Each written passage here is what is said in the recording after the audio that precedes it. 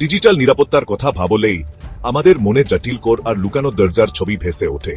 এমন একটা জায়গা একই সাথে রহস্যময় আর অনেক শক্তিশালী মনে হতে পারে অনেকের কাছে, বিশেষ করে যারা জানতে চায় আমাদের এই ডিজিটাল দুনিয়া আসলে কিভাবে কাজ করে। তাদের জন্য ওয়ান্ড্রয়েড স্মার্টফোনের মতো যন্ত্রগুলোর ভেতরের কাজকর্ম দেখার টুলগুলো খুবই আকর্ষণীয়। এই কৌতূহল কিন্তু খারাপ কিছু না। সত্যি বলতে সাইবার সিকিউরিটির মতো বিষয়ে ভালো করে জানার জন্য এটাই আসল উৎসাহ হতে পারে। তবে ডিজিটাল জগতে জোকারে এই পদ্ধতির খুঁজ করার সাথে শুরু থেকে একটা বড় দায়িত্ববোধ থাকা দরকার। যেসব টুল দিয়ে আরো ভালো নিরাপত্তা ব্যবস্থা বোঝায়, সেগুলো যদি কেউ ঠিকমতো না জেনে বা খারাপ উদ্দেশ্যে ব্যবহার করে, তাহলে ক্ষতি করতে পারে, অন্যের ব্যক্তিগত বিষয়ে চুকে পড়তে পারে।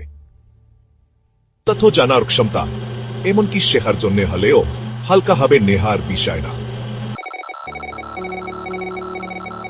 ওয়ান্ড্রয়েড নিয়ে গবেষণা করার টুলগুলোতে অনেক রকম ক্ষমতা থাকে, যা দিয়ে ওয়ান্ড্রয়েড অপারেটিং সিস্টেমের সাথে যোগাযোগ করা যায় আর সেখান থেকে তথ্য বের করা যায়।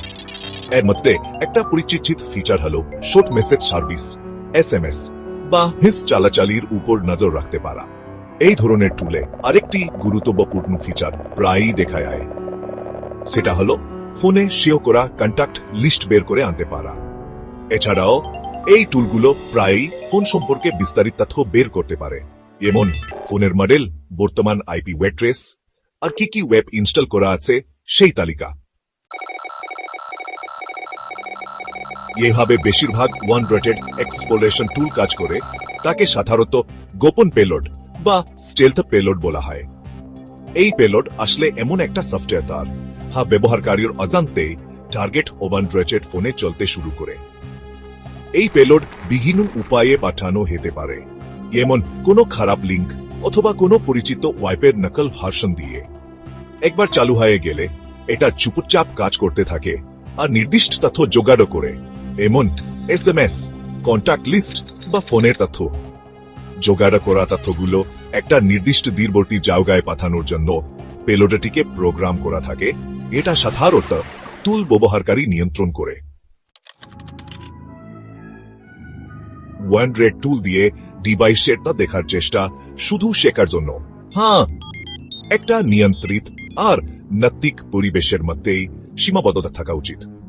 এর আসল উদ্দেশ্য হওয়া উচিত দুর্বলতাগুলো বোঝা, ডেটা সিকিউরিটির ব্যবস্থা সম্পর্কে জানা আর আত্মরক্ষার কৌশল তৈরি করা।